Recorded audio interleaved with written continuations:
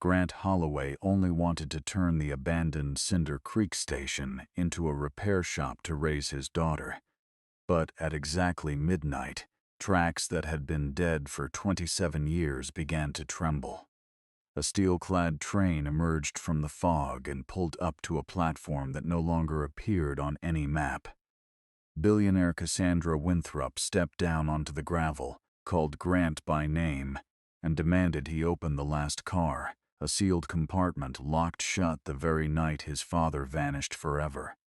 When Grant refused, she said, "If it opens, the entire Winthrop empire changes hands." The county auction had drawn exactly one bidder on a Tuesday morning in late October, and that bidder was a 42-year-old widower with a bruised pickup, a daughter at school in Helena, and just enough in savings to make a reckless decision without completely destroying his future. Grant Holloway had spent 16 years as a signal technician and locomotive mechanic for a regional carrier out of Billings, and when his wife Claire died 18 months prior, the city that had held their life together began to feel like a room he kept walking into by accident. He needed a project that was far from everything he knew, and the listing for Cinder Creek Station. $24,000 for a derelict depot, a collapsed freight shed, and a parcel of land at the end of a valley road that most modern maps had quietly stopped including, felt less like an investment and more like permission to disappear somewhere useful. The plan was modest. Strip the ticket window and convert it into a coffee counter, run diesel mechanics shop out of the old warehouse, give long-haul drivers a place to stop between Missoula and the Idaho border. His daughter Lila, 14 and already more practical than he deserved, had walked the property with him on the inspection day and declared that the bones were good even if everything else was rotting, and she was right, because Grant had spent his career reading structural integrity through vibration and sound rather than appearance. He dropped her at her aunt's house in Helena 2 days later, promised to have the windows repaired before winter, and drove back to Cinder Creek, alone with 2 weeks of groceries and a generator borrowed from a neighbor he barely knew. What he did not tell Lila, what he had not yet allowed himself to fully think through, was that the maintenance log he found nailed inside the signal room door bore the handwriting of Walter Holloway, his father, who had been missing for 27 years. The discovery of Walter's signature did not announce itself with drama. It arrived the way significant things often do, folded inside something ordinary. Grant had been tracing the building's electrical layout to understand why a buried conduit was still pulling current despite the station being cut from the county grid years prior, and when he pried open the steel panel in the signal room, he found the maintenance log mounted on a bracket inside the door, its pages yellowed and warped from moisture but entirely legible. Walter Holloway had last signed the log on a date in late November 27 years before, and the notation beside the signature read simply, "Primary alignment confirmed, secondary circuit active, standby." Grant had grown up believing his father worked the eastern routes exclusively, Denver, Kansas City, St. Louis, and the story the family had been given was that Walter walked away from a signal error at an unnamed mountain posting and never came back, leaving behind a wife, a young son, and a reputation that took years to stop following them through town. Finding Walter's handwriting in a locked room in a station that had supposedly been closed before the incident meant the family had been told an incomplete version of something, and Grant understood immediately that incomplete versions are almost always worse than difficult truths. He spent 2 more hours in the signal room, noting every irregularity he could find. The primary clock frozen at 11:47, the lock on the interior panel requiring a 3-step rotation that had no standard rail industry equivalent, the faint smell of machine oil on components that should have been dry for decades, and a surveyor's map from 1998 pinned beneath a water-damaged ledger showing third track curling north from the main siding directly into the mountain. A track that appeared on no current survey, and that Grant could not locate on foot because the entrance was hidden behind a wall of overgrown serviceberry and collapsed fencing. He photographed everything, returned to the generator he had left running in the freight shed, and spent the evening reconstructing in his mind the last days of his father's career. Later that night, while attempting to restore power to the overhead work lights, he connected the wrong relay in the generator circuit and inadvertently sent current into the station's original signal panel. A single white lamp at the top of the control tower blazed on and held steady for 43 seconds before Grant killed the power, transmitting, though he had no way of knowing it, a coded sequence that had not been broadcast from Cinder Creek since the night Walter Holloway disappeared. Somewhere in the basement server room of the Winthrop Continental Rail headquarters in Denver, a receiver that had been waiting in standby mode for 27 years registered the signal and began its automated notification protocol. By midnight, the tracks Grant had assumed were dead for a generation began to shudder. The sound came first, a low-register resonance Grant felt through the soles of his boots before his ears confirmed it, the kind of vibration that long-haul mechanics learn to read the way doctors read pulses. Not as noise but as information. He stepped out onto the platform with a flashlight he didn't need, because the moon was already laying down enough cold light to see the rails themselves trembling in their beds, throwing off small silver flickers as the vibration intensified from the tunnel entrance at the north end of the property.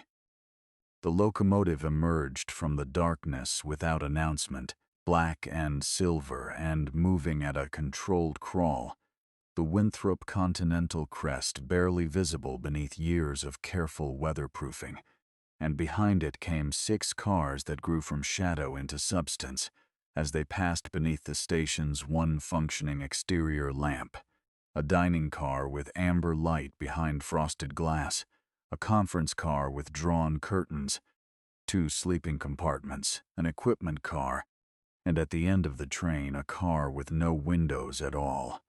A flat-paneled rectangle of brushed steel on which the original Winthrop family crest had been embossed in the style used before the company rebranded in the 1980s. Beside it, a raised numeral Grant could read clearly even at distance. 12. The train came to a full stop with the precision of a machine that had made this approach 1,000 times, which made no mechanical sense for a line that had been dark for nearly 3 decades. Cassandra Winthrop descended from the conference car with the unhurried authority of someone who had never needed to rush because the world had always waited for her, followed by a broad-shouldered man in a conductor's uniform whose face carried the specific exhaustion of someone who knew more than he was permitted to say. 2 people Grant took for attorneys from the way they carried their document cases, and a 4-person security detail who took their positions at the platform's edges without being directed. She was perhaps 5 years younger than Grant, dressed in a charcoal travel coat and looking at him with an expression that combined assessment, wariness, and something he could not quite name, not guilt exactly, but the cousin of guilt. She said his full name without preamble and without introduction, and asked him whether he had found the key his father left behind. Grant Holloway had not survived the years after his father's disappearance. The whispers in their small town, the financial strain on his mother, the way teachers looked at him slightly differently for years afterward. By letting people with power set the terms of a conversation before he understood what the conversation was about. He asked her instead how a privately owned train had just arrived at a station that did not legally exist on any operating rail network.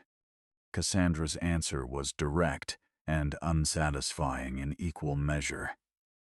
Cinder Creek had never been formally decommissioned as a maintenance corridor, she explained, because Winthrop Continental had retained subsurface right-of-way through the valley as an emergency siding, and the tunnel Grant had thought was sealed had in fact been maintained under a private operations agreement that predated every modern regulatory framework in the state. The line appeared on no public schedule because it served no public purpose, but it was legally active, legally accessible to Winthrop Continental, and the train now parked at his platform had every right to be there. She then offered to purchase the station and surrounding parcel for $20 million, the transfer to be executed before sunrise, contingent on Grant vacating the premises and relinquishing any claim to the equipment and infrastructure inside the signal building. Grant had paid $24,000 3 weeks prior for the same property. The gap between those two numbers was not a negotiation. It was a signal, and the signal was that the station contained something worth $20 million to someone who already owned considerably more than that. He refused without hesitation, and in the silence that followed he watched her recalibrate, not emotionally but tactically, the way an experienced negotiator shifts position when a first approach fails without any visible frustration. She told him then about the vote. The Winthrop Continental Board of Directors was scheduled in 72 hours to approve the sale of the Cinder Corridor, the full network of rural branch lines that connected 14 small communities across 2 states, to a private logistics company whose principals included Bennett Carradine, the board's vice chairman, and a man whose family had been trying to convert rail infrastructure into road freight capacity since the 1990s. The sale required a supermajority, and Cassandra was currently 1 vote short of blocking it. Inside Car 12, according to her grandfather Augustus Winthrop's sealed instructions, was documentation that would change the legal basis of the vote entirely. The conductor, Marcus Boone, stepped forward then and explained with the careful precision of someone delivering a message he had rehearsed for years that the car could only be opened when 3 conditions were simultaneously met. The train must be docked at Cinder Creek, a Winthrop heir must be present, and a Holloway family member must activate the station's signal system. 2 of those conditions had just been satisfied. When Grant placed his hand on the access panel of Car 12, not to open it but to examine the locking mechanism, out of mechanical curiosity, a recording emerged from inside the sealed car, clear and unmistakable despite the decades. The voice of Walter Holloway said, "Grant, if you can hear this, it means they still haven't found what Augustus and I hid." Grant took 2 steps back from the car and stood with the cold Montana air moving past him and tried to arrange his thinking. Walter had not only been at Cinder Creek. Walter had known that his son might one day stand at this exact panel, had recorded a message anticipating that arrival, had designed a system that required Grant's presence specifically, which meant the disappearance was not flight or cowardice, but something more deliberate, something constructed, and that reconstruction changed 27 years of accumulated grief into something that felt more like a locked room Grant had not yet found the door to. Cassandra was visibly unsettled in a different way. Her grandfather had given her a mission and a train and a set of instructions, but he had apparently not told her that a Holloway son was part of the architecture. She admitted as much when Grant pressed her, acknowledging that Augustus had left her only the train and the directive, bring Silver Meridian to Cinder Creek when the signal fires, open the last car before midnight of the following day, without explaining the mechanism or the content. She knew only that Bennett Carradine had been trying to locate the car's contents for years, and that if he reached them first, the Winthrop family would lose operational control of the company her grandfather had built. Grant demanded they establish terms before anyone touched anything further, and after an hour of argument conducted on the platform in the cold, they reached an agreement. Cassandra's train would remain at the station under her supervision. The station building and signal infrastructure remained under Grant's authority, and neither party would attempt to open Car 12 without the other present. In the freight office, searching for the structural drawings he needed to plan his repairs, Grant found a maintenance log from the night of Walter's disappearance, with a single page torn cleanly from the binding, leaving only a sliver of paper at the margin edge. On that sliver in his father's hand, 2 words had been pressed so hard the pen had nearly cut through. Carradine Switch. Hannah Pierce arrived from Missoula the following morning carrying a document case and the specific expression of a property attorney who has been handed something professionally interesting before she has finished her coffee. She spread Grant's deed and associated appendices across the station's waiting room benches and spent 90 minutes reading every page before she would speak, which Grant had learned was how Hannah operated. She treated legal documents the way he treated machinery, insisting on understanding the whole system before rendering an opinion on any part. Her conclusion was structurally interesting. Grant owned the building, the platform, the warehouse, the signal tower, and all fixed equipment permanently installed within the station's parcel boundaries, which under the original conveyance included the signal system, the switching gear, and the infrastructure panel in the tower's base. Winthrop Continental owned the tracks themselves, the rolling stock, and the right-of-way corridor, which did not overlap with Grant's parcel in any legally actionable way. Neither party could open Car 12 without the other's cooperation, because the car sat on Winthrop rail, but the unlocking sequence ran through Grant's signal board. A configuration that was either an administrative accident or the most sophisticated deadlock mechanism a pair of engineers had ever designed using 2 different categories of property law. While Hannah was explaining this, Grant's phone rang and the voice on the other end was Bennett Carradine himself, calling from a number registered to a Winthrop Continental operations office, speaking in the tone of a man who had spent decades getting what he wanted through a combination of money and patience. He offered $35 million and promised to have the funds cleared within 48 hours. And when Grant said nothing immediately, Bennett added that he was aware of the signal error report in Walter Holloway's personnel file, the one that documented the near collision of a test locomotive with a freight consist at an unnamed mountain siding 27 years ago, and suggested that a renewed public interest in that incident might be uncomfortable for Grant's family.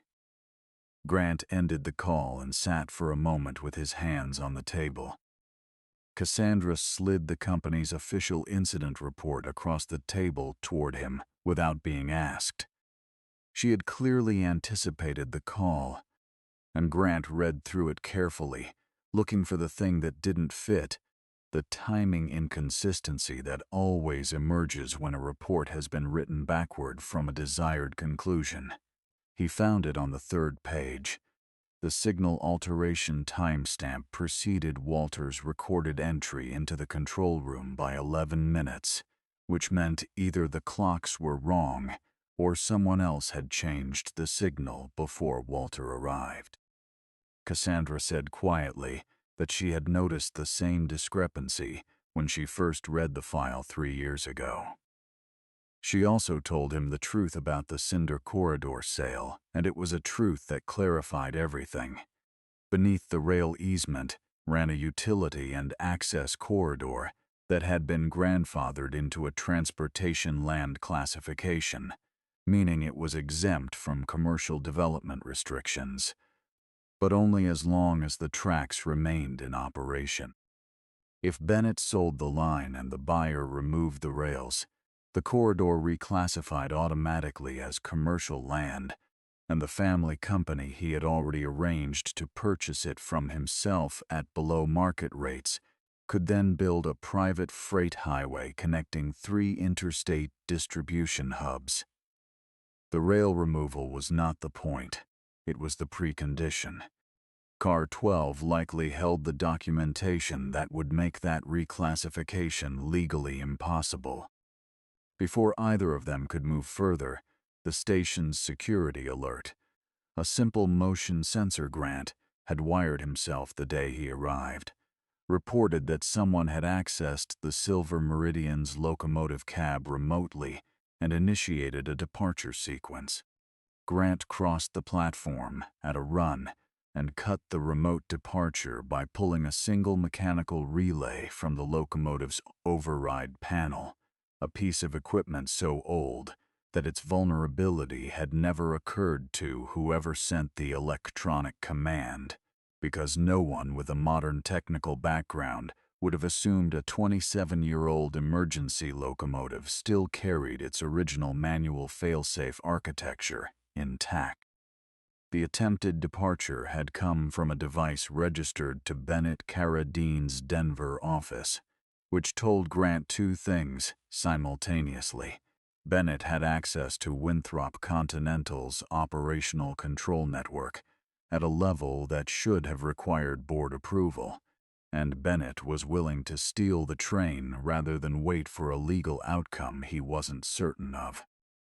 The digital evidence could be challenged in court. What Grant needed was the physical documentation inside Car 12, and to reach it he needed to reconstruct the departure code Walter and Augustus had embedded across 4 separate physical systems. He and Cassandra laid out every piece of evidence they had collected and began working backward from the mechanism Marcus had described. Walter had built the code according to a principle Marcus called the rail narrative approach, the idea that a journey encodes its own record in the physical traces it leaves, and that anyone who understood the journey completely could recover every step from the evidence it left behind. The first component was the station clock, frozen at 11:47, which was not a malfunction, but a recorded time, the precise moment of the last legitimate signal in the station's operational history. The second was the spacing between the signal posts along the north siding, which, when measured in feet, produced a sequence of numbers that corresponded to nothing until Grant recognized them as a repeating pattern from the signal encoding standard his father had used on the eastern lines. The third was a magnetic tape reel in the old baggage handling room, partially destroyed by water infiltration but recoverable with the portable playback unit Grant had brought for exactly this kind of situation, because he had spent his career nursing data from machines that other people had written off. The fourth component was the final switch position on the yard's track routing gear, which had been set 27 years ago and never touched since. As the tape played back, crackling, dropping frames, fighting the damage, Grant heard beneath the signal tones the sound of voices, 2 men in disagreement, one of them Walter, and the other identified himself during the argument by name.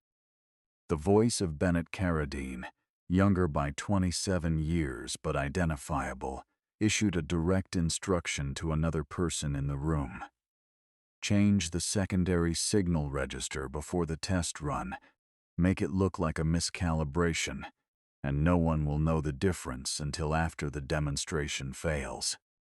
Grant stopped the playback and stood in the baggage room, with Cassandra in the quiet that followed, both of them understanding that the recording was not complete enough to be dispositive on its own, but was more than sufficient to destroy the official narrative that Walter Holloway had acted alone.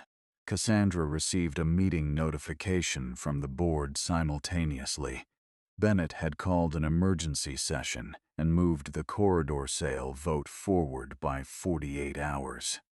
The board's ultimatum arrived as a formal document transmitted to Cassandra's device, while she and Grant were still standing in the baggage room with the tape player between them, and it was written with the precision of someone who had anticipated every possible response and pre-closed each avenue.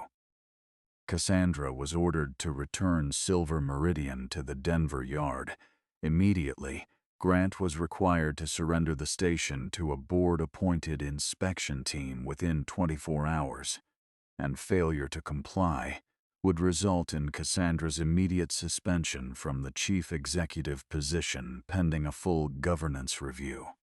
She read the document twice without speaking, and Grant watched her process it the way he had watched engineers process emergency shutdowns, not with panic, but with the specific stillness of someone calculating consequences faster than the situation was moving.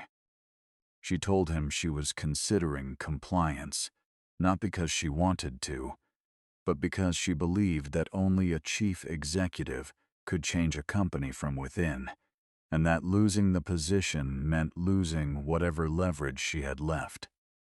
Grant did not argue with her or tell her what to decide, because the decision was not his to make, and he understood that clearly. He said only that the people who held the evidence she needed were not going to protect it for her, and that handing Car 12 to an inspection team controlled by Bennett Carradine was not the same as resolving the dispute. Hannah called 20 minutes later to report that the county inspection order Bennett had filed, claiming the station was a public safety hazard, had been signed and dated 2 days before Silver Meridian arrived at Cinder Creek, which meant the safety complaint had been prepared in advance of any basis for it, which was not an administrative irregularity, but an indicator of a prepared strategy. Cassandra stared at the compliance document for a long moment after Grant told her what Hannah had found, and then she opened the board's video conference channel and stated clearly for the recorded session that she was declining to move the train, declining to yield the station, and declining to participate in a vote whose evidentiary foundation was fraudulent. Bennett's face on the screen shifted in a way that Grant, watching from across the room, found informative. Not surprise, because Bennett had prepared for this response, but the particular settling of a man who has decided that the next phase of his plan has now begun. Cassandra closed the conference, turned to the signal board, and removed the small brass chief executive identifier pin from her lapel, the one issued to Winthrop Continental's executive officers, stamped with the company seal, and set it on the board without ceremony. Bennett's suspension order arrived 3 minutes later.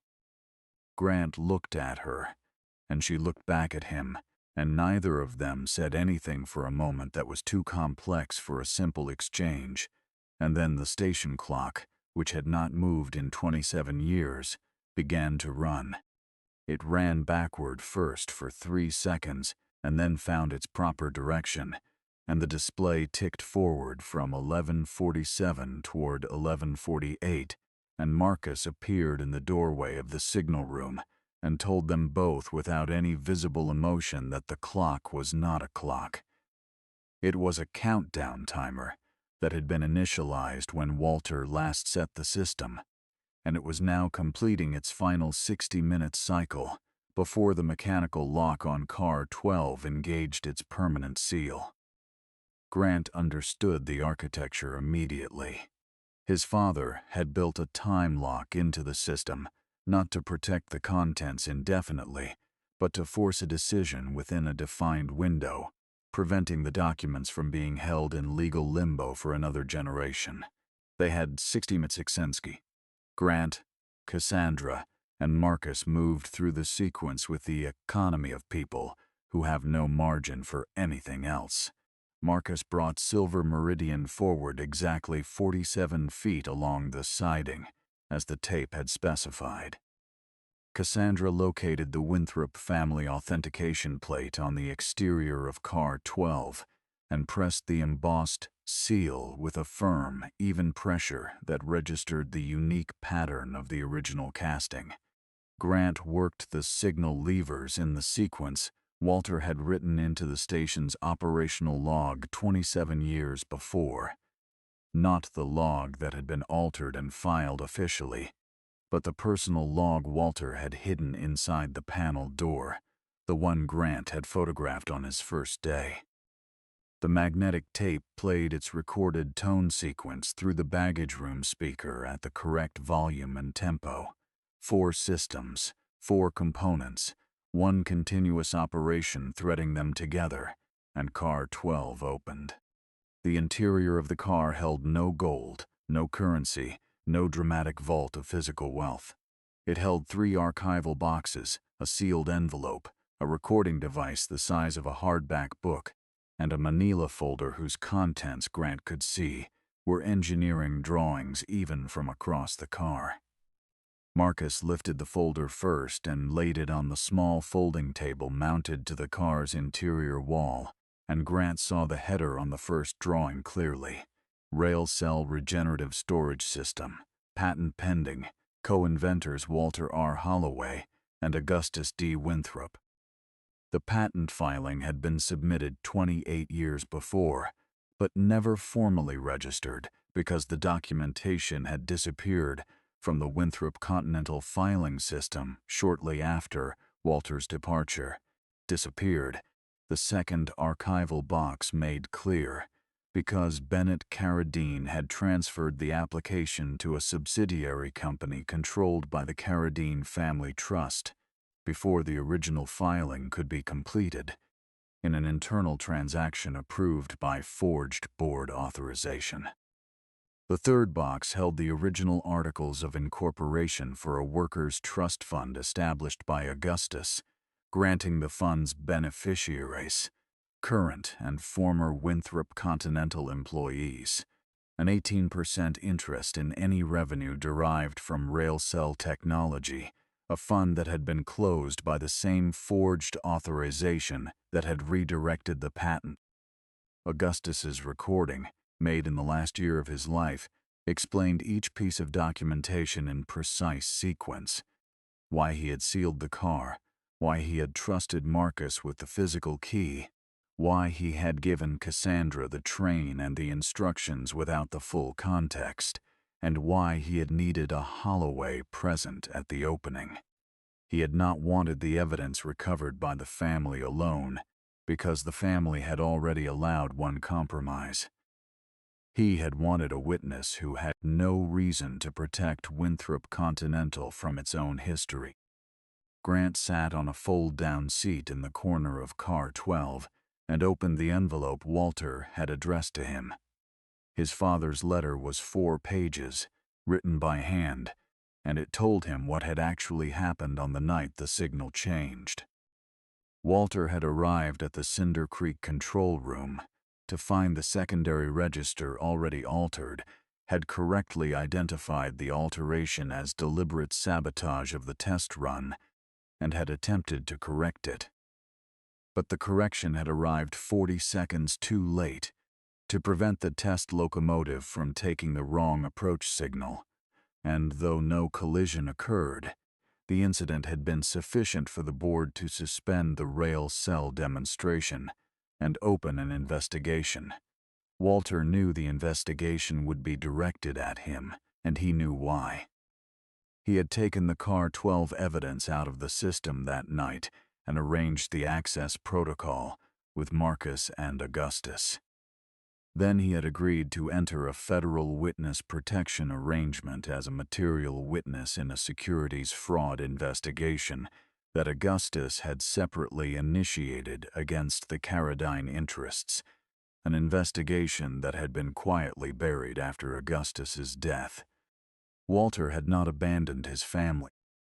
He had tried to protect them by making himself a target too valuable to be publicly associated with a harassment campaign, had written letters that were intercepted by attorneys for Winthrop Continental's insurance carrier, and had died of cardiac arrest in a protected location 3 years after his disappearance, alone in a way Grant would need a long time to forgive the world for, even though the world's instrument had been a man still seated in a board chair in Denver.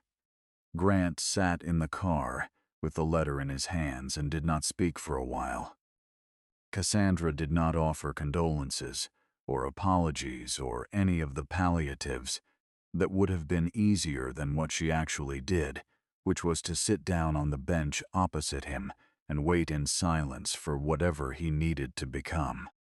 The final record in Box 3 showed that under the original patent filing, Grant was the lawful inheritor of 40% of Walter's co-inventor interest in RailCell, a technology that had never been commercialized and therefore had never generated the revenue stream it should have produced, but whose underlying intellectual property was valid, viable, and had been effectively stolen from 2 families and a workers' fund by a piece of forged paperwork 27 years prior. Bennett Carradine arrived at Cinder Creek the following morning with 3 attorneys, 2 board members, and a representative from a private equity fund whose involvement in the Cinder Corridor sale had never been publicly disclosed. He had known the car was open before he arrived. Marcus had concluded, based on the attempted remote departure and the precision of the timing, that Bennett had placed a monitoring device somewhere on the train, which the security team had now located and removed. Bennett made no reference to what he knew.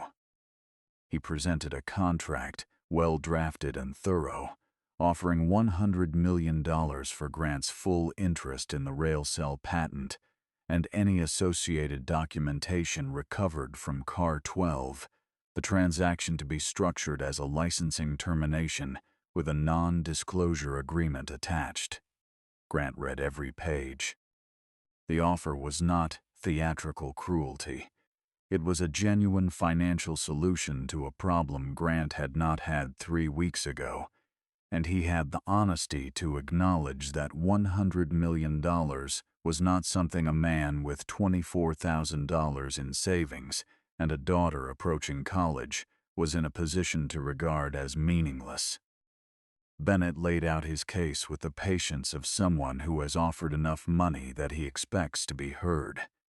The debt Grant did not have but now faced in litigation costs, Lila's security, the impossibility of developing RailCell without capital infrastructure, and the fact that Cassandra had been suspended and could no longer offer him institutional protection.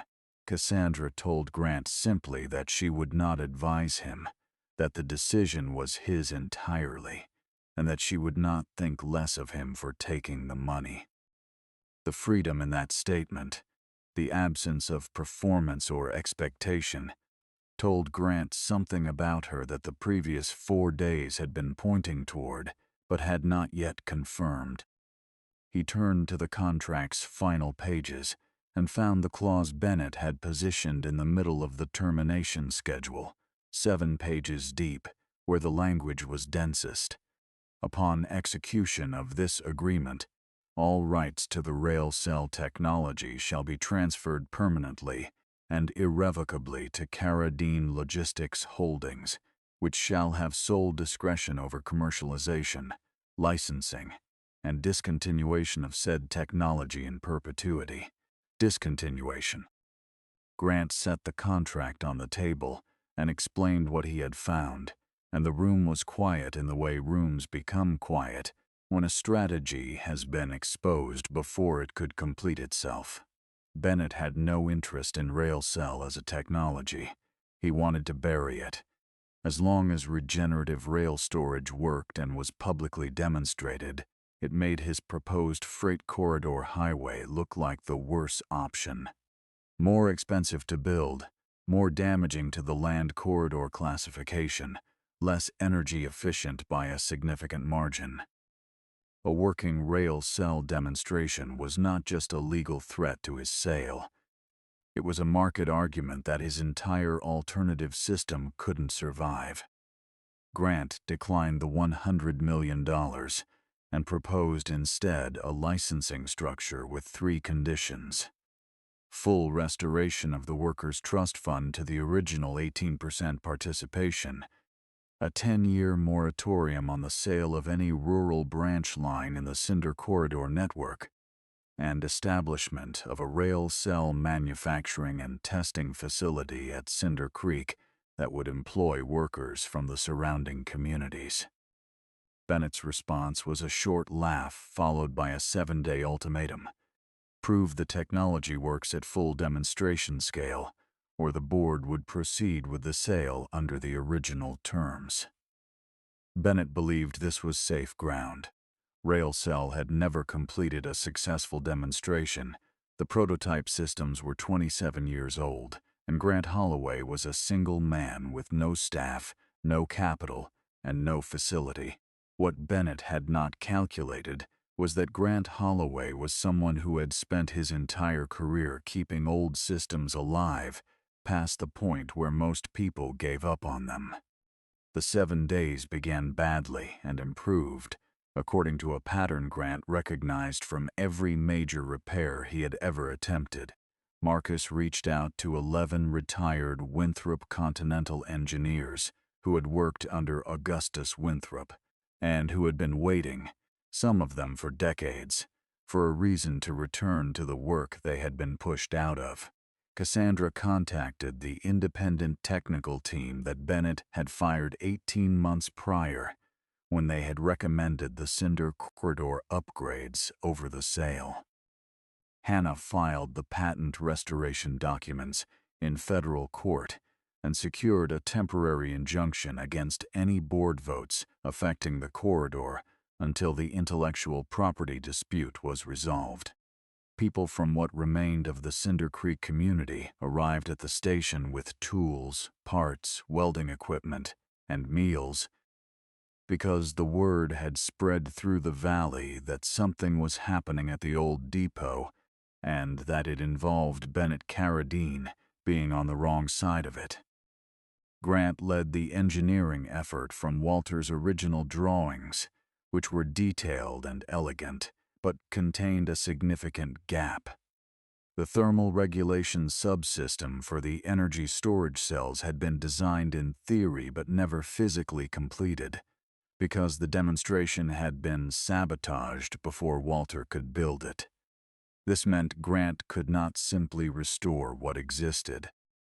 He had to develop an original engineering solution to a problem his father had identified, but not solved, working with materials and team members he had assembled in a week, under a deadline that could not be extended. He worked for 3 days without sleeping more than 4 hours at a stretch, which Marcus observed and Cassandra monitored, and neither of them commented on because both of them understood what was driving it. On the 4th day, he had a solution. It was not the solution Walter would have built. It was lighter, used a different thermal isolation approach, and required a modification to the locomotive's existing brake recovery hardware, but it would work, and more importantly, it was demonstrably safer than the original design, because it included a failure mode transparency that Walter's version had not. Bennett attempted one final interference, calling the Regional Power Authority and requesting an emergency suspension of the station's electrical service on safety grounds, but Hannah had already found the clause in Augustus's original conveyance that guaranteed grid access for operational testing, and the authority declined to act. The demonstration took place on the morning of the 7th day before an audience that included board members, representatives from the State Transportation Authority, 3 national rail industry correspondents, and the lead counsel from the federal securities investigation that had been dormant since Augustus died and was now very much not dormant. Silver Meridian took the full train, 6 cars, total operating weight, up the Cinder Pass grade at 15 miles per hour, reached the summit, and descended the far slope with all drive systems in recovery mode, harvesting kinetic energy back into the storage cells as the brakes held the train's descent. Partway down, the monitoring system indicated thermal exceedance in cell bank 3. Cassandra recommended an immediate halt. Grant examined the readout and found that the sensor threshold had been calibrated to a standard designed for a different system architecture, and that actual cell temperature was within safe range. He corrected the calibration in real time and published the live data feed to the monitoring consoles, so every observer could see both the anomaly and the correction in full transparency. This was not a demonstration that pretended everything had gone perfectly. It was a demonstration of how a well-designed system fails gracefully and recovers completely. Silver Meridian returned to Cinder Creek Station at sunrise, with energy reserves exceeding Walter's original projections by a measurable margin. The board suspended the corridor sale pending the completion of the intellectual property investigation. Bennett Carradine was voted out of his board seat before noon and referred to federal authorities for an inquiry into the patent transfer, the forged authorization documents, and the misappropriation of workers' trust funds. He left Cinder Creek in the back seat of a car with his attorneys and did not look at the station as they passed it. Cassandra was offered reinstatement as chief executive the same afternoon, and she declined the offer. She told the board she would return to the chief executive role only after the company adopted 4 structural reforms: public disclosure of all patent ownership and licensing arrangements, equity distribution to the engineering teams responsible for the technologies they developed, expanded governance authority for the Workers' Fund, and a prohibition on the sale of any strategically classified asset by closed ballot. The board agreed to all 4 conditions within 48 hours, which Cassandra told Grant later was faster than she had expected, and suggested that several board members had been waiting for someone to make the demand explicitly. Grant established Holloway Rail Systems as an independent company, retaining his share of the RailCell intellectual property and licensing the technology to Winthrop Continental on terms that treated the 2 companies as equals. He did not accept a position within the Winthrop organization and did not sell his station.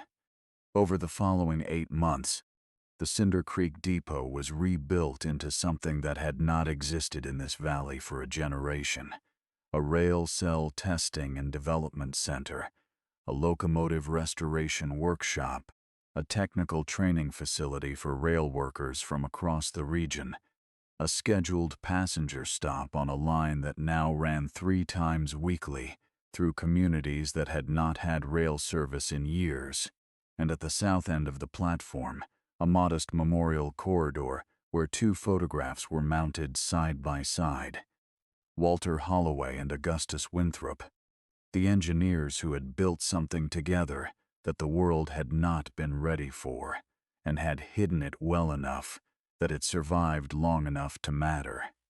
Winthrop Continental became Holloway Rail Systems' first commercial client, and the contract language specified clearly that both parties entered the relationship as full and equal partners.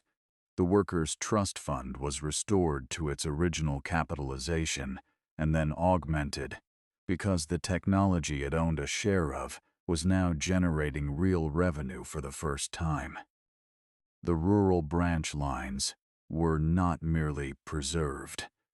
They were upgraded with the regenerative systems that made them cheaper to operate than the highway corridors that had been meant to replace them. Lila Holloway came back to Cinder Creek on the day the first scheduled passenger train stopped at the new platform, stepping off the Helena connector with the easy confidence of someone arriving at a place that already belongs to her. And Grant walked her through the building she had once called Good Bones, now filled with the sound of machinery that was doing exactly what machinery is supposed to do. He gave her the pocket watch that had been returned to him with Walter's personal effects from the Federal Witness Program archive, and told her it had belonged to her grandfather, and that she did not need to carry it or keep it or define herself by it. He only wanted her to know it existed and to know the man behind it. On a night in late summer, 8 months after Silver Meridian had first emerged from the tunnel's dark, the train returned to Cinder Creek. It came the same way it had come before, from the north, at midnight, easing out of the mountain passage with the same controlled precision. But this time the platform was lit and the station was warm, and there was no fog to obscure the moment. Cassandra Winthrop stepped down from the conference car alone, without attorneys or security detail, or the formal distance of someone managing an acquisition. She walked to where Grant was standing at the edge of the platform and asked him if there was still room in the station for a passenger without a fixed schedule. Grant had spent a significant portion of his life building things for other people. Trains that carried other people's freight, signals that guided other people's journeys, a station purchased as a project for a future he hadn't yet been able to see clearly. And he had learned something about himself in the months since Car 12 opened. He was better at building towards something than away from something, and for the first time in a long time, he knew the direction. He told Cassandra that this station had been closed for 27 years because everyone had decided there was nothing left worth waiting for, and that they had been wrong. She asked him where the next train was going. Grant looked north along the rails that ran bright and silver under the late summer moon, the same rails that had carried a hidden truth through the years until someone was ready to receive it. And he said, this time, they would decide that together. Above them, the station clock moved past 11:47 for the first time in 27 years, its hands crossing the mark that had held the night's secret frozen, and kept moving forward, the way all things do when the weight of a hidden past is finally lifted and the tracks ahead are clear. If you believe the forgotten can still change an empire, stay with Grant until the very last mile.